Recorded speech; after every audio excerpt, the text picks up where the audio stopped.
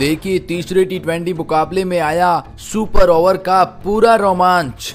कैसे 90% हारे मुकाबले को भारत ने पहुंचाया सुपर ओवर तक, फिर हुआ रोमांचक मुकाबला। तो जी हां, भारत बनाम श्रीलंका 3 मैचों की टी20 सीरीज का तीसरा टी20 मुकाबला, जिसने रोमांचकता की सारी हदें पार कर दी, जिसने टी20 वर्ल्ड कप 2024 के फाइनल की याद दिला दी। एक ऐसा मुकाबला जहां भारत को 30 बॉल पर 30 रन डिफेंड करने थे।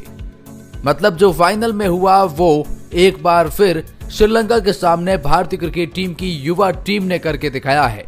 सूर्या के शानदार कप्तानी, फिर वो चाहे सूर्या का अंतिम ओवर फेंकना हो या फिर रिंकू सिंह का वो 19वां ओवर फेंकना हो, मास्टर स्ट्रोक ऐसे कि श्रीलंका चारों खाने चित हो गया और मुकाबला सुपर ओवर तक चला गया।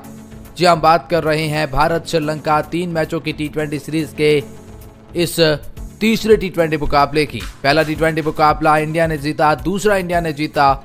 लगा कि तीसरा मुकाबला एक तरफा होगा, लेकिन श्रीलंका ने कमाल का खेल दिखाया और इस मुकाबले को रोमांचक बनाया, और जिसके दम पर ये मुकाबला सुपर ओवर तक गया। वेल, हम आपको बताने वाले हैं सुपर ओवर में क्या हुआ, लेकिन उससे पहले उस मुकाबले में क्या हुआ एक एक करके जानते हैं सब कुछ इसे खास रिपोर्ट में। लेकिन आगे बढ़ने से पहले अगर आप भी है टीम इंडिया के फैन तो वीडियो को कर दीजिए लाइक, चैनल को कर दीजिए सब्सक्राइब, और इस मुकाबले का सबसे बड़ा टर्निंग पॉइंट आप क्या मानते हैं, आपको क्या लगता है, कमेंट सेक्शन में जरूर बताइएगा। वेल, इस मुकाबले का पहले हाईलाइट जानते हैं और फिर आपको बताएंगे सुपर ओवर का पूरा रोमांच। सबसे पहले बता दें कि श्रीलंका ने टॉस जीता और पहले भारत को बल्लेबाजी करने का न्योता दिया। इंडियन क्रिकेट टीम में यशस्वी जायसवाल और शुभमन गिल ओपनिंग जोड़ी में आए। हालांकि आज यशस्वी जायसवाल के रूप में भारत को 11 रन पर पहला बड़ा झटका लगता है। मतलब 11 रन पर ही भारत पहला विकेट गंवा देती है। यशस्वी जायसवाल 9 बॉल पर 10 रन की पारी खेलते हैं, जिसमें 2 चौके शामिल थे। स्ट्राइक रेट 111 की रही। शुभमन गिल ने हालांकि सामने छोर संभाल के रखा, लेकिन उसके बाद 12 रन पर ही भारत को दूसरा बड़ा विकेट संजू सैमसन के रूप में लग जाता है, जिन्होंने 4 बॉल खेली और खाता तक नहीं खोल पाए।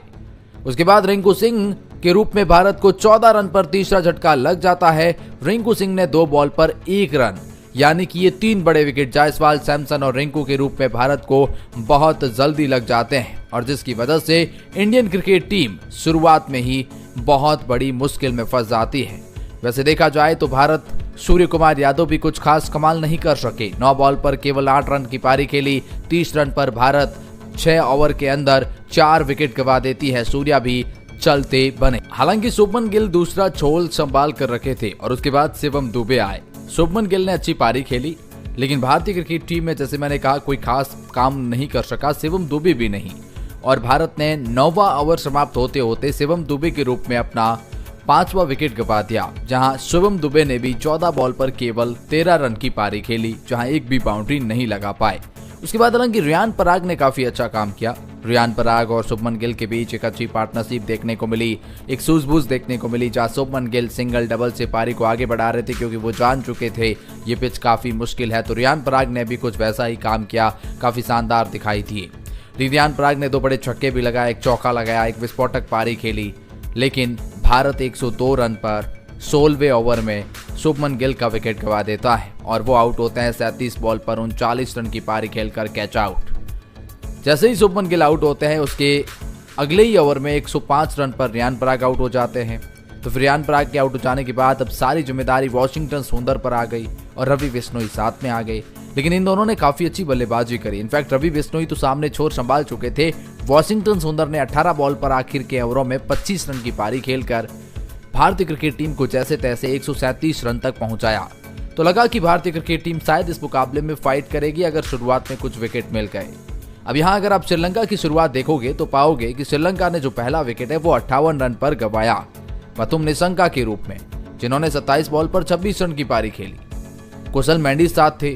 अगर आप 58 रन पर पहला विकेट गंवाते हैं और आप 138 रनों के लक्ष्य का पीछा कर रहे हैं, वेल अगर यहाँ देखा जाए तो आप यही पाओगे कि श्रीलंका की शुरुआत एक बार फिर शानदार रही। उसके बाद 110 रन पर भारत दूसरा विकेट श्रीलंका का लेता है, यानी कि अब श्रीलंकन क्रिकेट टीम 15 ओवर समाप्त होने से पहले उन्हें 30 बॉल पर 30 रन की ही जरूरत थी। जी हाँ, मतलब 30 बॉल पर 30 रन की जरूरत थी। 9 विकेट हाथ में थे। ये कितने विकेट गंवाते हैं? 7 विकेट गंवाते हैं। इनफैक्ट मैं आपको बताऊंगा, और यहां से वो फाइनल वाली सिचुएशन बन रही थी। लेकिन 110 रन पर दूसरा विकेट कुशल मेंडिस का मिला। वो कुशल मेंडिस जो 41 बॉल पर 43 रन की पारी खेल रहे थे। वानिंदो असरंगा को ऊपर जरूर मिला गया, लेकिन 117 रन पर तीसरा विकेट, 117 रन पर चौथा विकेट चरित श्रीलंका के रूप में, 129 रन पर पांचवा विकेट ये कुशल परेरा का जो बड़ा विकेट लिया था, वो विकेट जो रिंकू सिंह ने 19वें ओवर में लिया, वो बहुत बड़ा टर्निंग पॉइंट था। यहां देखिए, बात यहां ये है कि आखिरी 12 बॉल पर ऐसे ही 10-12 रन बचाने थे, तो एक बहुत बड़ा जो डिसाइडर ओवर रिंकू सिंह को 19वां ओवर दिया गया। रिंकू सिंह ने उस ओवर में केवल 3 रन खर्च किए और 2 विकेट भी चटकाए। अब आखिरी 6 बॉल पर 6 रन बचाने थे। ओवर दिया गया सूर्य कुमार यादव को। सूर्य कुमार यादव ने विकेट भी लिया और इनफैक्ट उस 6 में से केवल 5 रन ही दिए। हाँ, मतलब आखिरी बॉल पर 3 रन की जरूरत थी, डबल ले लिए गए। सूर्या ने अंतिम ओवर डाला। क्यों डाला? उसका रीजन था ऑफ स्पिन ब्रेक गेंदबाजी। हाँ, मतलब वो ऑफ स्पिन गेंदबाजी करते हैं और लेफ्ट हैंडेड बल्लेबाज थे, पिच मुश्किल था तो वो फंस रहे थे उस लिहाज से। तो ये जो है फिर कहीं ना कहीं मुकाबला सुपर ओवर तक चला जाता है। सुपर ओवर में श्रीलंका को पहले बल्लेबाजी करने का मौका मिलता है। श्रीलंका कुछ खास नहीं कर सका। इनफैक्ट केवल 2 रन बनाते हैं और दोनों खिलाड़ी कैच आउट हो जाते हैं।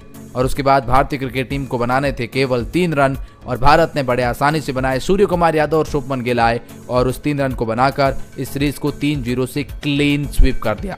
यकीन मानिए, 30 बॉल पर 30 रन चाहिए श्रीलंका को, 9 विकेट हाथ में उस मुकाबले को भारत जीता है। तो फिर ये भारतीय क्रिकेट टीम की ताकत दिखाती है।